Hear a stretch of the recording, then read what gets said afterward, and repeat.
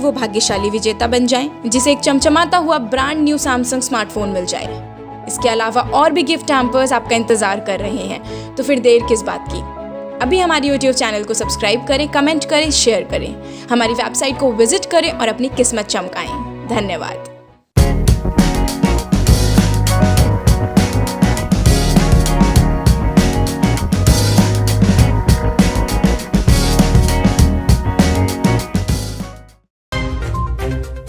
आठ जुलाई से 6,740 गांवों में पैक्सों से शुरू होंगी बैंकिंग सुविधा। यूपी में कोरोना की खबर। यूपी पुलिस की नई सफलता, 9 डकैत किए गए गिरफ्तार। सोशल मीडिया पर की दोस्ती और फिर ब्रेकअप के बाद थाने में निकाह। 2013 बैच के फर्जी कोटे से बढ़ती हुए पुलिस कर्मियों की नौकरी जाने का भय। भारतीय किसान अध्यक्ष ने कहा है कि फसल नहीं, नस्ल बचाने को हो रहा है आंदोलन। कोविड-19 से निपटने के लिए एक अनोखी पहल उत्तर प्रदेश में। मुलायम सिंह यादव के बाद अब अखिलेश भी लेंगे वैक्सीन की डोज। पीएम मोदी के मार्गदर्शक माने जाने सीएम योगी फिर चर्चा में। यूपी के कानपुर से एक अनोखा मामला सामने आया और अब जानते हैं खबरें विस्तार से। अखिलेश यादव ने कोविड वैक्सीन लगवाने का फैसला किया है। उनका यह बयान तब आया जब बीते दिन समाजवादी पार्टी के संरक्षक और अखिलेश यादव के पिता मुलायम सिंह यादव की वैक्सीन लगाते हुए एक तस्वीर सामने आई। इसके बाद बीजेपी नेताओं के द्वारा अखिलेश यादव को ट्रोल भी किया जा रहा है।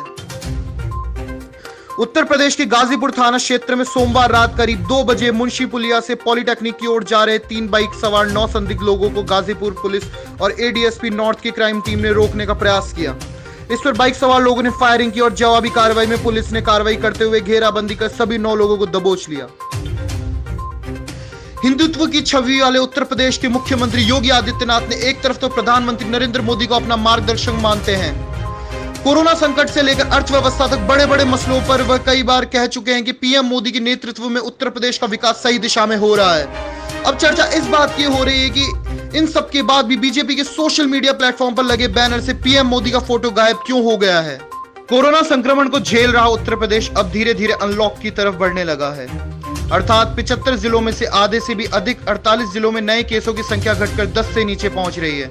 वह 2 जिलों में तो केसों की संख्या 0 रह गई है, जो कि यूपी के लिए राहत की खबर है। कानपुर में थाना सिकंदरा की रहने वाली युवती के अनुसार करीब 5 साल पहले फेसबुक पर उनकी दोस्ती गुलाबली के एक युवक से हुई थी। फिर दोनों में नजदीकियां बढ़ी और पीड़िता के लिए अनुसार युवक उसे कानपुर से भगाकर दिल्ली ले गया। दिल्ली में एक कमरे में पति पत्नी की तरह रहे। जब युवती गर्भवती हो गई तो उसे मारपीट कर गर्भपात की दवाई खिला दी गई। इसके बाद युवक उसे छोड़कर भाग निकला। जैसा कि विदित है कि काफी समय से बिलों को वापस लेने के लिए किसान व सरकार के मध्य लड़ाई चल रही है। इसी बीच किसान प्रदेश अध्यक्ष ने कहा है कि दिल्ली की सीमाओं पर चल रहा किसान आंदोलन देश के संपूर्ण किसानों का मान सम्मान की लड़ाई बन गया है। किसान बहादुर कौन है? वह कृषि कानूनों को वापस कराकर ही दम लेगा। उत्तर प्रदेश के रायबरेली जिले के लोढ़ा गांव में कोविड-19 से निपटने के लिए एक नई पहल के साथ एक काढ़ा कैफे खोला गया है। इसका शुभारंभ कोविड-19 से गांव बचाओ अभियान के तहत किया गया है।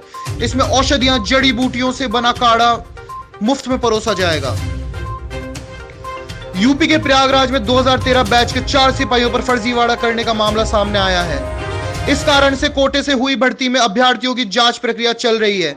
इससे स्वतंत्रता संग्राम सेनानी कोटा और होमगार्ड कोटा के तहत चयनित कुल 48 सिपाहियों का चयन निरस्त करने की प्रक्रिया चल रही है, जिससे इन्हें फिर बेरोजगारी का मुंह देखना पड़ सकता है।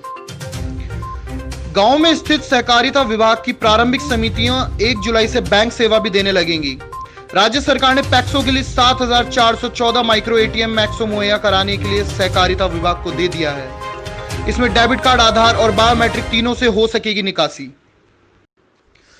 यूपी के कानपुर में एक एसआई ने अपने ही स्टाफ के दरोगा के साथ 2 वर्ष तक अफेयर करने के बाद शादी करने से इनकार कर दिया और उसके साथ मारपीट की। लेकिन जब महिला दरोगा ने केस दर्ज करने की बात कही तो फिर पुरुष दरोगा के द्वारा अपने बयान बदल दिए गए और अब वह अधिकारियों से गुहार लगा रहा है कि उसकी शादी करा दी जाए।